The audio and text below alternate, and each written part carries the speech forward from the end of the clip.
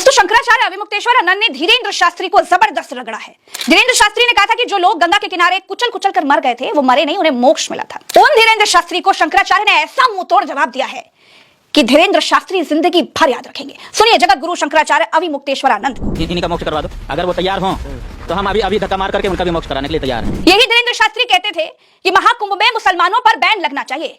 और जब तमाम श्रद्धालु 8-9 करोड़ श्रद्धालु लावारिसों की तरह भटक रहे थे, महाकुंभ में भगदड़ के बाद मौनी अमावस्या के दिन जब ये परेशान इधर उधर अपनी जान बचाने को भटक रहे थे, उस वक्त इन बड़े बड़े बाबाओं ने अपने आश्रमों के अखाड़ों के दरवाजे बंद कर लिए थे। तब उनका साथ किसने दिया था? उन्हीं मुसलमानों ने जिन्हें धीरेन्द्र शास्त्री जैसे बाबा बैन करने की बात करते थे। हिंदू राष्ट्र बनाने के लिए यात्राएं कर रहे हैं, लेकिन हिंदू श्रद्धालुओं के लिए दिल में तनक भी जगह नहीं। आप तस्वीरें देखिए, ये वो मुसलमान हैं जिन्होंने इस देश की गंगा जमुनी तहजीब का मान रखते हुए, एक मिसाल पेश करते हुए सभी श्रद्धालुओं को अपने घर तक में पनाह दे दी। गौर से देखिए, ये वही मुसलमान हैं, ये नेता जिनसे आपको डराते हैं, ये नेता जिनसे आपको सामान लेने से मना करते हैं, ये बाबा जिन्हें बैन करते हैं, ये वो मुसलमान हैं। दोस्तों, दरअसल हुआ ये था कि महाकुंभ में भगदड़ के बाद मौनी अमावस्या के दिन जब हर तरफ हलचल मची हुई थी, लोग घबराए थे, परेशान थे। भागते हुए उन्होंने सोचा कि क्यों ना घर लौट लिया जाए। घर के लौटने के रास्ते की तरफ रेलवे स्टेशन की ओर भागे। भागते भागते इतनी देर हो गई कि बीच में ही कोई बेसुध हो गया, कोई गिर गया, कोई डर सहम करके रुक गया। लेकिन भीड़ इतनी ज्यादा थी कि पुलिस ने रेलवे स्टेशन के रास्ते बंद कर दिए।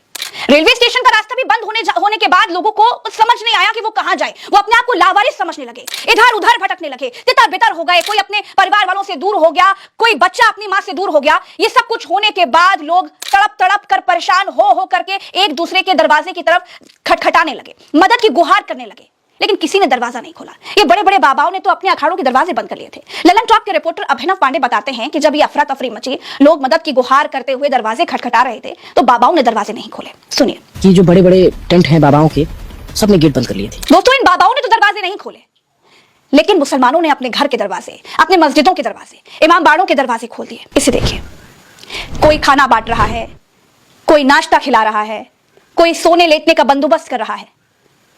इन तस्वीरों को देखते रहिए और आपके ना दिमाग का पर्दा जो ये डाल दिया गया है अंधभक्ति का, वो शायद उतर आएगा। ये चश्मा उतार कर फेंक देने का वक्त आ गया है। तब जब ये ऐसी हिंदूवादी सरकार, जो अपने आप को हिंदुओं की, सनातनियों की सरकार कहती हैं, वो आप श्रद्धालुओं को छोड़ देते हैं लावारिसों की तरह। जब ऐसे बड़े बड़े बाबा जिनके दर्शन के लिए आप न जाने कितनी दूर दूर से प्रयागराज गए हुए थे, महाकुंभ गए हुए थे, वो बाबा जब अपने आश्रमों का दरवाजा नहीं खोलते हैं, अपने अखाड़ों का दरवाजा नहीं खोलते हैं, आपको लावारिसी की तरह छोड़ देते हैं, और तब जब हमारे देश की गंगा जमुनी तहजीब की मिसाल पेश करते हुए ये तमाम मुसलमान भाई श्रद्धालुओं की मदद करने के लिए आगे आते हैं, तो अब वक्त आ गया है कि अपनी आंखों से इस अंधभक्ति का चश्मा उतार कर फेंक दीजिए। दोस्तों, अभी तक सरकार 30 के ऊपर मौतों के आंकड़ों से आगे बढ़ नहीं पा रही है। सरकारी आंकड़ा 30 है और सरकार यहीं पर टिकी है। घायलों की संख्या 60 बता रही है सरकार, लेकिन दैनिक भास्कर रिपोर्ट करता है कि 30 नहीं 49 लोगों की मौत हुई है। इस तस्वीर को देखिए और देखिए दैनिक भास्कर क्या कहता है। दैनिक भास्कर साफ कह रहा है कि 30 नहीं 49 लोगों की मौत हुई है। इस तस्वीर को भी देखिए। दैनिक भास्कर ने बताया है कि कैसे अलग अलग राज्यों में लोगों की डेड बॉडीज पहुंची हैं।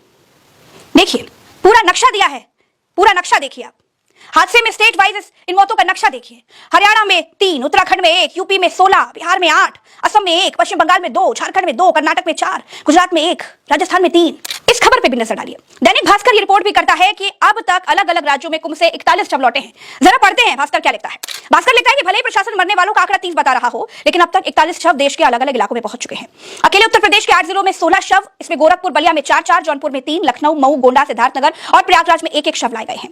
अगर उत्तर प्रदेश की बात छोड़ दीजिए तो बाकी राज्यों में अब तक 25 शव जा चुके हैं। इनमें बिहार के 8, कर्नाटक के 4, हरियाणा राजस्थान में 3, झारखंड और पश्चिम बंगाल में 2, असम, गुजरात और उत्तराखंड में 1 शव परिजनों के पास लाए गए हैं। हर तरफ से अलग अलग आंकड़े आपको बताए जा रहे हैं। मदद के लिए कोई नहीं है, सही चीज बताने के लिए कोई नहीं है।